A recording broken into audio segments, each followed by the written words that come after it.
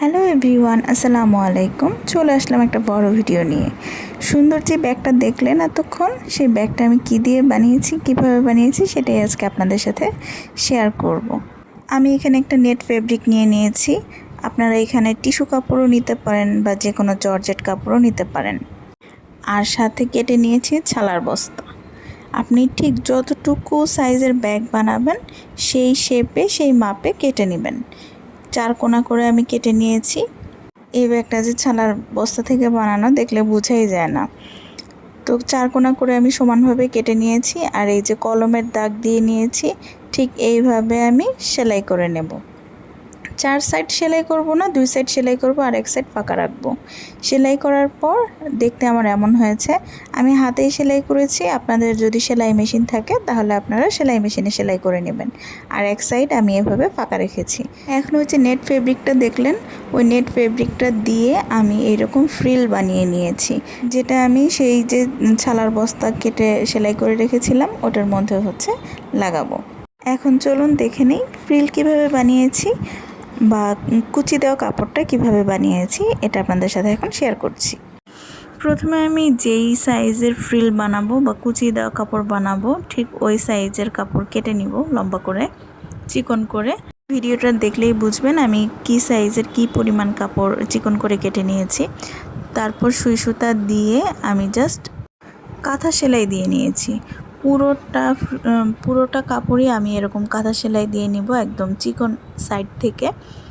তারপর দিয়ে শুধু টান দিব, টান দিলেই এই দেখুন ফ্রিলের মতো হয়ে যাচ্ছে, একদম কুচি কুচি হয়ে যাচ্ছে। এরকম আমি পুরাটা আগে সেলাই করে নেব। সেলাই করে তারপর সুতাটা ধরে টান দিলে এই দেখুন কত সুন্দর কুচি হয়ে গেল। ঠিক এইভাবে আমি অনেকগুলো বানিয়ে নিয়েছি। আপনারা ব্যাগের সাইজ অনুযায়ী এই ফ্রিলগুলো কেটে নেবেন। তারপর আপনারা চাইলে এটা সেলাই মেশিন দিয়েও করতে পারেন, সেলাই মেশিনে কুচি দিয়ে তারপর সেলাই করে নিতে পারেন।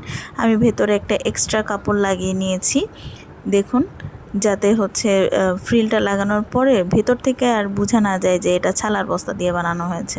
আর উপরে তো ফ্রিলই থাকবে। এরপর আমি একটার পর একটা আস্তে আস্তে হাতে সেলাই করেই লাগিয়ে নিয়েছি। আপনারা চাইলে এটা বস্তাটা সেলাই করার আগেই লাগাতে পারেন, কিন্তু আমি যেহেতু হাতে সেলাই করব তাই আমার কোনো প্যারা নাই, আমি হাতেই সেলাই করে নেব। তাই বস্তাটা সেলাই করার পরেই আমার কাছে সুবিধা মনে হয়েছে এটা লাগানো, তাই আমি বস্তা সেলাই করার পরেই লাগিয়ে নিয়েছি। এই দেখুন একটার উপর আরেকটা, একটার উপর আরেকটা, এভাবে আমি হাতে সেলাই করে জয়েন করে নিয়েছি। এখন আমি আপনাদের সাথে শেয়ার করব এই কুচি দেওয়া কাপড়টা আমি কিভাবে সেলাই করে লাগালাম। হাতেই যেহেতু সেলাই করেছি আমি সেটাই আপনাদেরকে দেখাচ্ছি। আপনারা চাইলে মেশিনেও সেলাই করতে পারেন। দেখুন প্রথমে আমি এক কর্নার একটু টাক সেলাই দিয়ে আটকে নিয়েছি। এরপর আমি কাঁথা স্টিচ দিয়ে পুরোটা সেলাই করে নেব। নর্মালি কাঁথা স্টিচ একদম ইজি, সবাই পারে। এটা দিয়েই হচ্ছে আমি আটকে নিচ্ছি।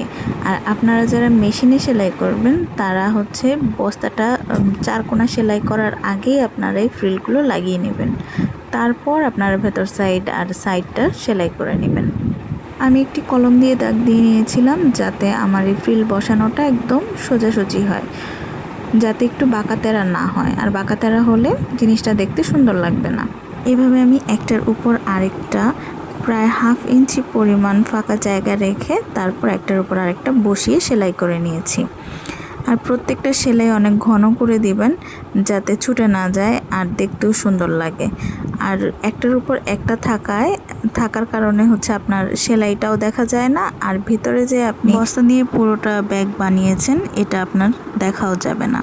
আমি ঠিক যেভাবে লাগাচ্ছি আপনারা ঠিক সেভাবেই সেলাই করে নেবেন। আর এভাবে সেলাই করে নিলে দেখবেন নিচে যে আপনি বস্তা ইউজ করেছেন সেটা আর দেখা যাবে না, আর দেখতেও খুব সুন্দর লাগবে। এভাবে সামনে পিছনে 2 দিকেই এক লাইন বরাবর আপনারা এই কুচি কাপড়গুলো লাগিয়ে নেবেন। এই তো হয়ে গেল, আমি এভাবেই সম্পূর্ণটা লাগিয়ে নিয়েছি। তারপর আমার একটা পুরানো ব্যাগের চেন ছিল, সেটা আমি খুলে নিয়েছি। আপনারা চাইলে নতুন চেন লাগাতে পারেন। আমার কাছে আসলে নতুন চেন ছিল না, পরে আমি পুরানো চেনটা নিয়েছি। আর এই যে ভিতরে আমি লাল রঙের একটা কাপড় আমার ছিল এক কালারের, ওইটাই আমি লাগিয়ে নিয়েছি। আপনারা চাইলে সাদা রং, কালো রং লাগিয়ে নিতে পারেন। এখন আমি চেনটা এই ব্যাগের সাথে অ্যাটাচ করে দিব। এটাও আমি হাতে সেলাই করেই লাগাবো। এই তো আমি অফ ক্যামেরায় চেনটা লাগিয়ে নিয়েছি। আসলে এই চেন লাগানোর ভিডিওটা করতে মনে ছিল না। যাই হোক, আমি এটা হাতে সেলাই করেই লাগিয়েছি। আপনারা মেশিন দিয়ে সেলাই করে লাগিয়ে নিতে পারেন। ভেতরের সেলাইগুলো দেখলেই বুঝবেন আমি এটা হাতে সেলাই করে লাগিয়েছি।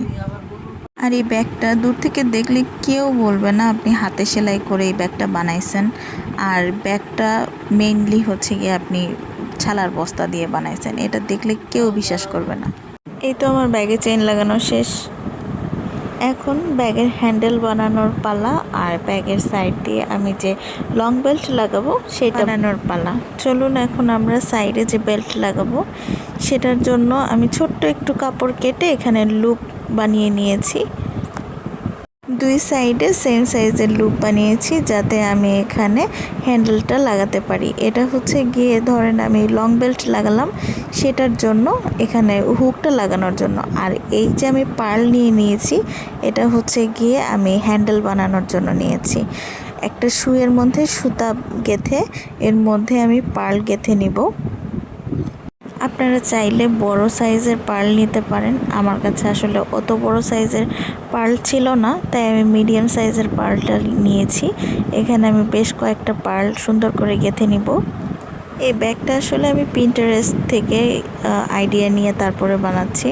পিন্টারেস্টে দেখেছিলাম পিঙ্ক কালারের একটা ব্যাগ, যদিও বানানোর প্রসেসটা দেওয়া ছিল না। আমি আর কি ব্যাগটা দেখে মনে হলো আমি এটা বানাতে পারবো আর ইজি আছে, তাই আমি এটা বানিয়ে ফেলেছি আর আপনাদের সাথে এটাই শেয়ার করলাম। এই যে কথা বলতে বলতে আমার পার্ল লাগানো শেষ হয়ে গেছে। এভাবে এখন আমি দুই সাইড থেকে সেলাই করে নিয়েছি, ভিতর দিয়ে সেলাই করে নিয়েছি। এই আমার হ্যান্ডেলটাও হয়ে গেল। এই আমার পুরো ব্যাগ কমপ্লিট হয়ে গেছে। এই দেখুন ফুল লুক। ব্যাগটি কেমন হয়েছে অবশ্যই কমেন্ট করে জানাবেন। ভালো লাগলে অবশ্যই লাইক, শেয়ার এবং কমেন্ট করবেন। এমন আরও অনেক ভিডিও পেতে আমার আইডিটি ফলো করবেন। আল্লাহ হাফেজ।